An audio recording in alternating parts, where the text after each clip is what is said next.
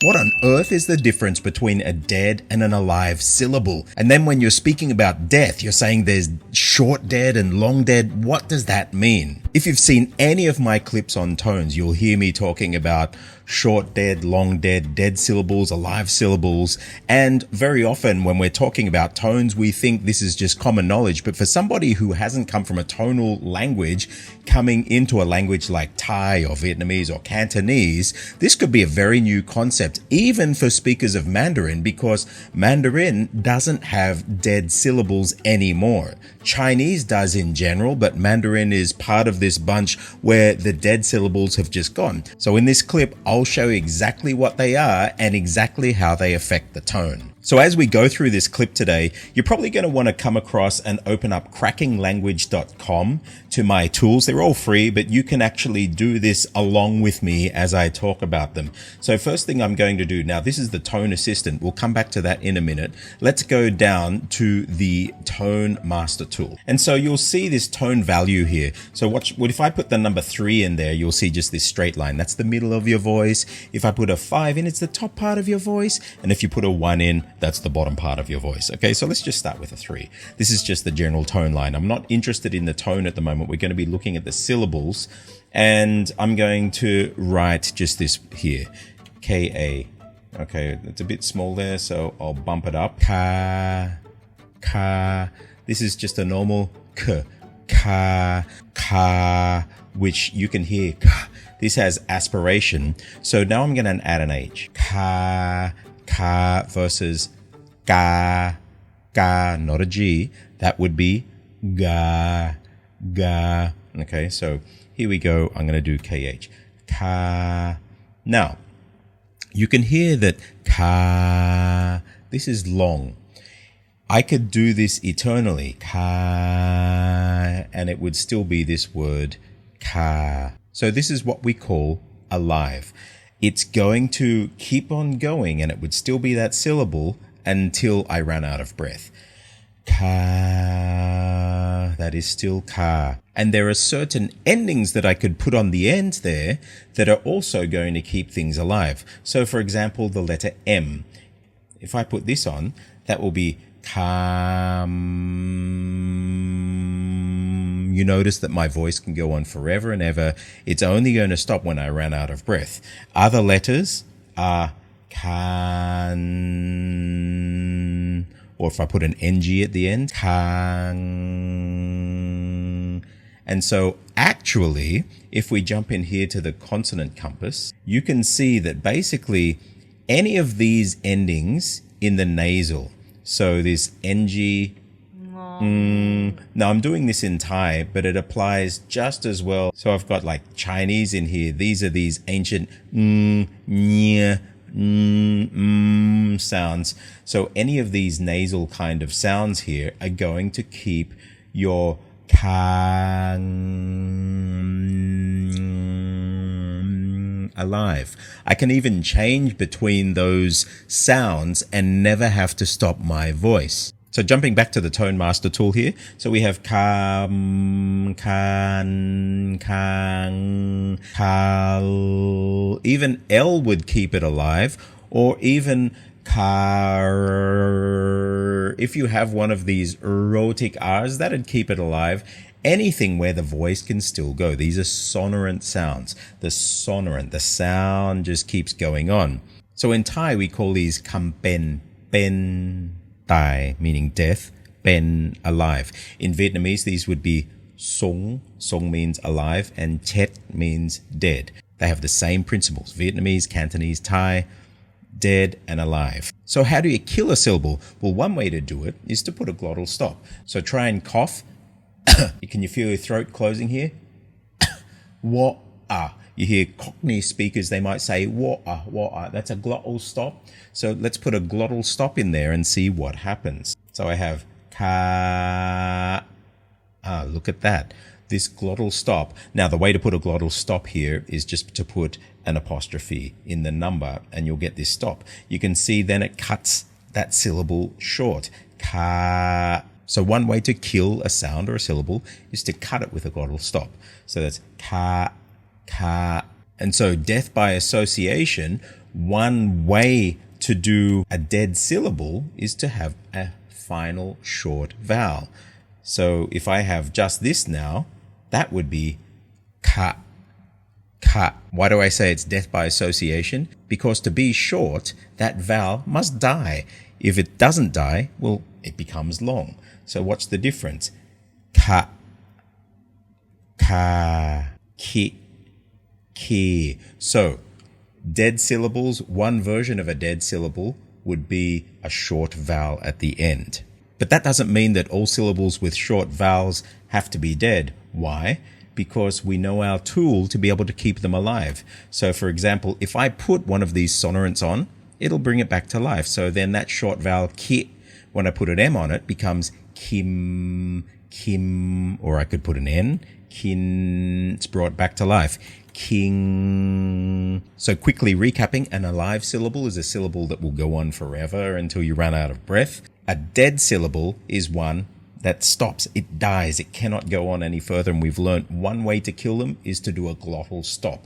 And so by their inherent nature, short vowel endings are dead. But there are other ways of killing a syllable. If I put a T, ka, a K, ka, or a P at the end, ka, PTK, I can't pronounce that any further. It kills the syllable. Watch this. Cut. The T just killed it. Even if I say cut, but this T will cut it off. Now, in most languages here in Asia, you would never ever say cut. Your throat always closes wherever your mouth collides. So in cut, your tongue's hitting the palate, cut, cut, and then your glottal stop usually synchronizes with that, becoming cut. And the same thing happens with a P. So cup. As soon as your lips hit together, your throat's also closing, so that becomes cup. And the same with a K at the end, so that would be kak. As soon as my tongue hits the back of my throat closes down here and it kills it again. So that would actually be like that. Kak, kap, kat. And the same principle happens with long vowels. So that would be kat, kap, kak. So I could actually stretch that tone out a little bit more, but it still kills it here because even though the vowel is long, I have my mouth clashing with itself and the glottis closes. So a dead syllable is pretty much anywhere where the glottis cuts off the voice, and that will happen with a final P, T, or K. So in Thai, we call these คำตาย In Chinese, we call these รู or actually the word รู in Old Chinese, yap, is actually a dead syllable, but in Mandarin, รู sheng, entering tone, and in Vietnamese, we call this chết, chết. So chết means dead again.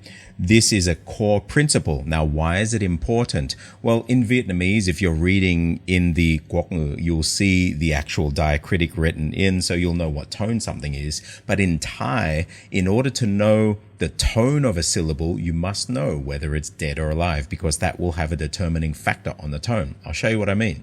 So clicking back over here, this is the k sound, right? So that would be ah. Just understand that this is k and that is ah. So that says ka. This one here is a. This letter here is do, which is basically like a final T that I just had at the end. Okay, and this is a short a sound if you've got a final. Okay, so I'll just say these for you. Ka, ka, cut, kat. You will see that the tone actually changes. Now, these are how Thai tones are mapped out. And what you have is normal. So that means basically nothing's killing it. Ka, ka. And then we have short dead over here. So look at this. Cut, cut, and long dead. Kat. I'm not going into these tone markers at the moment. I'll just highlight these ones. Normal, long dead, short dead. So we have ka, cut, kat, ka, cut, kat. And you'll notice this cut is the same as cut.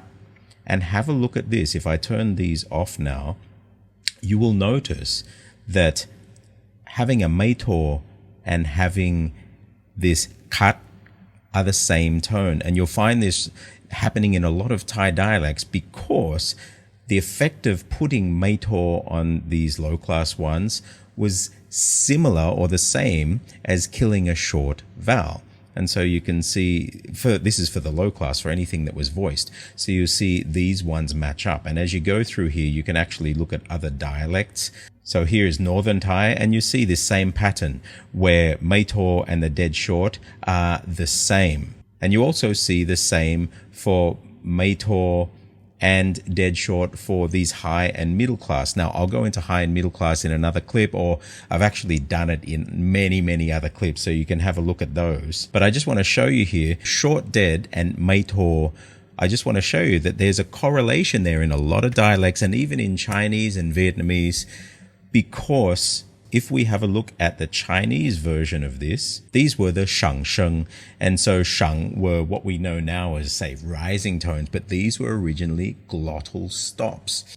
And likewise, you'll see that the mai ek and the long deads will also tend to match. So you'll see the high and middle class mai ek and long dead match in standard Thai, and they also match for the low class. So to show you what that means, have a look at this. This is ka, high class.